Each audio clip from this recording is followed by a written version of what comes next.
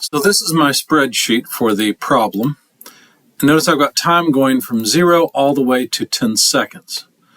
Because if you think about it, the angle needs to go from 20 to 40 degrees. Well, the equation for the angle is 20 plus 2t, where t is in seconds. So 10 seconds, 20 plus 2 times 10, well, that's 40 degrees. The next column, what I've done in column C, is convert to radians. So I just took the angle that's in degrees and converted it to radians because that's what we need for everything else. Then theta dot is the derivative. Remember, it's just 20 plus 2t. If we take the derivative with respect to time, that's just 2, but we have to convert that to radians as well. So it's just a constant, 2 times pi over 180. And then theta double dot is just 0 because you're just differentiating this number here, which is just a constant. Okay, just differentiating theta dot. The radius r I've typed in based on the equation that they gave, 600 minus an eighth of the time to the 2.5 or 5/2 power. And that just continues on down. So this is just the length, the distance between the parasailer and the boat, the back of the boat where it's tied off. R dot, well, I just took the derivative as I showed you at the board and evaluated it. So hopefully this looks familiar. Negative 5/16 times time to the 1.5 power, or 3/2 power. That goes all the way down. And then R dot dot, the second derivative, negative 15.3, or pardon me, negative 15 over 32 times the time to the half power, or the square root of time. So that gives me all the stuff I need. Theta in radians, theta dot, theta double dot, which is 0, so it doesn't matter if it's radians or degrees, R dot, and R double dot. I've got all of that, which allows me then to calculate the radial portion of the relative velocity. So the velocity of the parasailer with respect to the boat.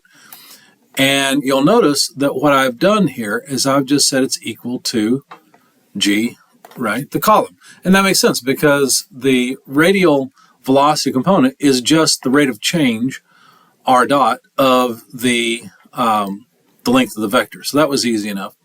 And then for E theta, well, that is theta dot multiplied by R, or R theta dot. And so you see all I've done is multiply those two columns by one another. Now to get the x component, remember what I had to do was use sine and cosine of the angle, which I've got right here. It has to be in radians.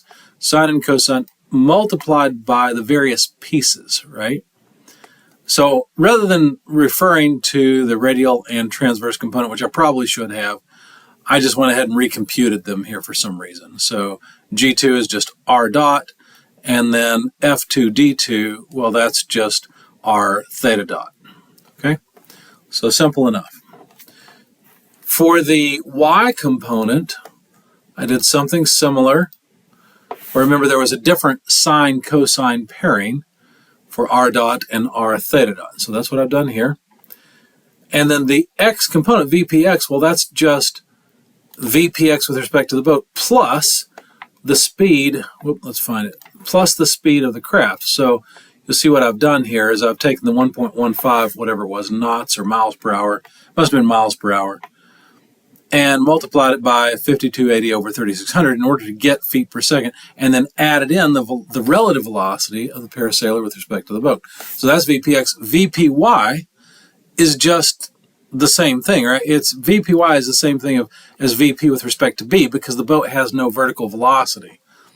So then I just took the magnitude of VPY, really is VP with respect to B, the boat, but again, that doesn't matter because there's no velocity of the boat in the y direction,